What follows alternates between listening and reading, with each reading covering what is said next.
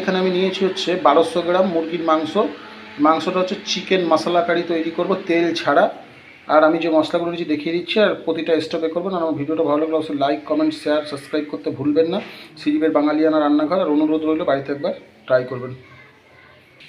1200 গ্রাম মাংস। এখানে পেঁয়াজ নিয়েছি হচ্ছে 350 থেকে 400 গ্রাম মতো। টমেটো নিয়েছি বড় সাইজের 3টে। এখানে আদা, রসুন আর শুকনো লঙ্কা আমি এর মধ্যে নিয়ে নিয়েছি। আরও মশলা আছে, এক একে আপনাদেরকে দেখাবো। এখানে নিয়েছি ক্যাপসিকাম, এখানে নিয়েছি আলু আর ধনে পাতাটা আমি কুচিয়ে নিয়েছি। স্টেপ ফলো করুন। চলুন এবার ভিডিওটা শুরু করি। দেখুন, আজকে আমি বানাচ্ছি তেল ছাড়া চিকেন। আর চিকেনটা হচ্ছে মশলা চিকেন, এটাকে বলে মশলা চিকেন। মশলা চিকেন বানানোর জন্য কড়া বসিয়ে দিয়েছি এখানে। চলুন, কড়াটা আমি বসিয়ে দিয়েছি। বসিয়ে দেওয়ার পরে তেল আমার লাগবে না। এখানে তেল ছাড়া চিকেন যেহেতু বানাচ্ছি, সেটা মন দিয়ে দেখবেন আমি কি করছি। প্রতিটা স্টেপ আপনি দেখবেন।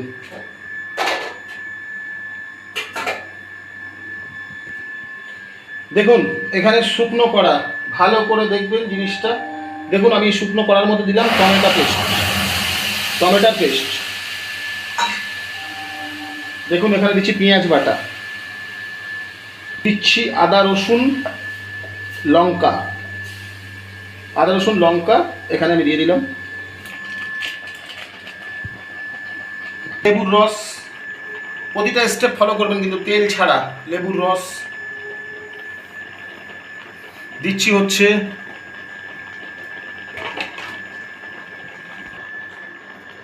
জিরের গুঁড়ো, অল্প করে কিন্তু, নাহলে তিতো হয়ে যাবে মশলা। বারবার বলি, আমার মশলাগুলো তিতো হয়ে যাবে।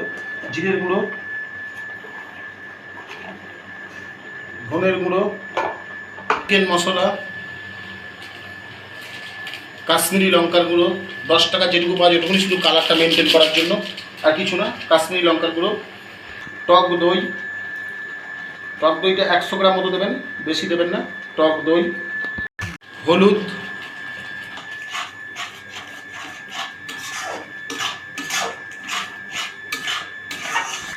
স্বাদ অনুযায়ী লবণ, একটু গোলমরিচের গুঁড়ো লাস্টে, সবার লাস্টে একটু অল্প করে একটুখানি গোলমরিচের গুঁড়ো। এবার আমার মশলাটা একদম স্লো রেখে মশলাটাকে ভালো করে মিক্স করতে হবে। অল্প করে ধনে পাতা কুচি,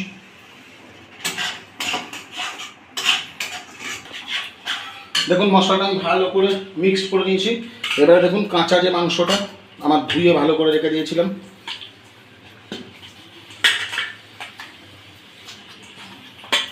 করে মিক্সড।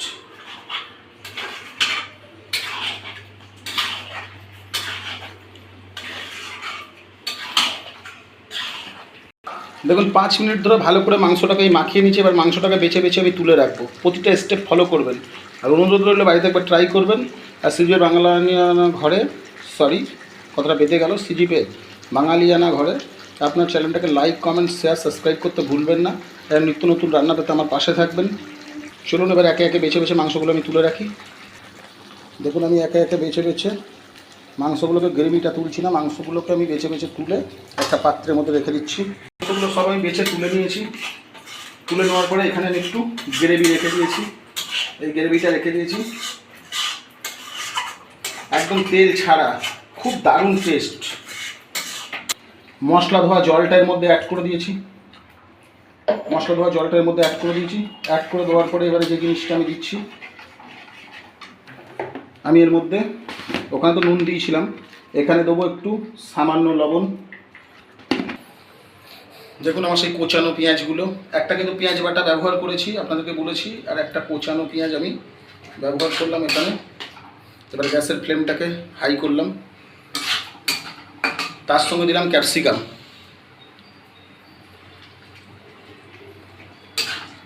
চলুন এটাকে ভালো করে বয়েল করে নিই। দেখুন, কেটে রাখা আলু, আমি একটু আলু খেতে ভালোবাসি, সেই আলুটা ধুয়ে ভালো করে রেখে দিয়েছিলাম, এর মধ্যে দিয়ে দিলাম। আলুটাকে ব্যালেন্সটাকে মেনটেন্স করার জন্য অল্প চিনি, কারণ আলুটা তাড়াতাড়ি গলে যাবে আর সঙ্গে স্বাদের মেনটেনটা আনবে।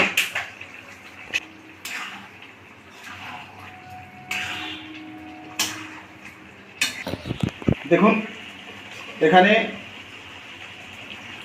আমি 2 মিনিট কষানোর পরে আমি একটু অল্প করে জল দিয়ে দিয়েছি। কারণ হচ্ছে আর আলুটা যতক্ষণ না, কারণ হচ্ছে এখানে তোমার তেল লাগবে না, একটু তেল দিচ্ছি না, যার ফলে প্রতিটা স্টেপ ফলো করবেন, কিন্তু স্টেপ যেন ভুল না হয়। আমি যেভাবে বুঝিয়ে দিচ্ছি এরকমভাবে কেউ বোঝাবে না, কিন্তু আমি প্রতিটা স্টেপ বুঝিয়ে দিচ্ছি। এখানে আমি এটা জলটা দেওয়ার পরে আমি এটাকে 5 থেকে 7 মিনিটের জন্য ঢেকে দেবো, কেউ তলায় ধরে না নেয়, মাঝে মাঝে তুলে তুলে দেখে নেব।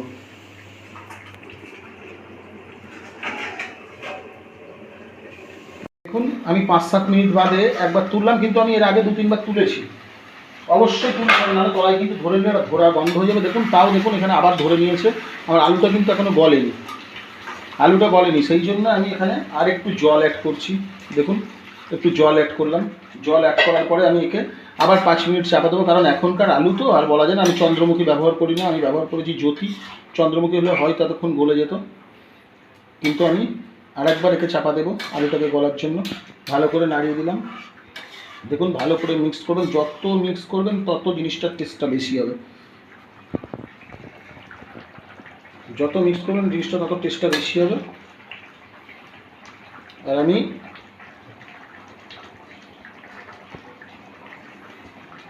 এখানে আরেকবার থালাটাকে চাপা দিয়ে দিচ্ছি। দেখুন আমি থালাটাকে এবার তুলে নিলাম। আমার আলুটা প্রায় 80% বয়েল হয়ে গেছে। দেখুন এই যে প্রায় 80% বয়েল হয়ে গেছে। আমি এবার ভালো করে একটু নেড়ে দিলাম আলুটাকে, দিয়ে আমার যে মাংসটা রেখে দিয়েছিলাম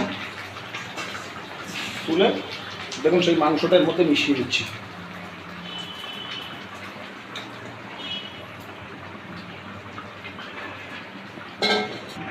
দেখুন ভালো করে মিক্সড করে নিয়েছি। একটু 2 মিনিট ধরে আমি ভালো করে কষিয়ে নিই, তারপরে জলটা দেবো। আমার কড়াটা ছোটো হয়ে গেল, যেহেতু রান্নাটা অনেক করেছি তো এই জন্য। দেখুন অল্প করে একটু জল অ্যাড করলাম।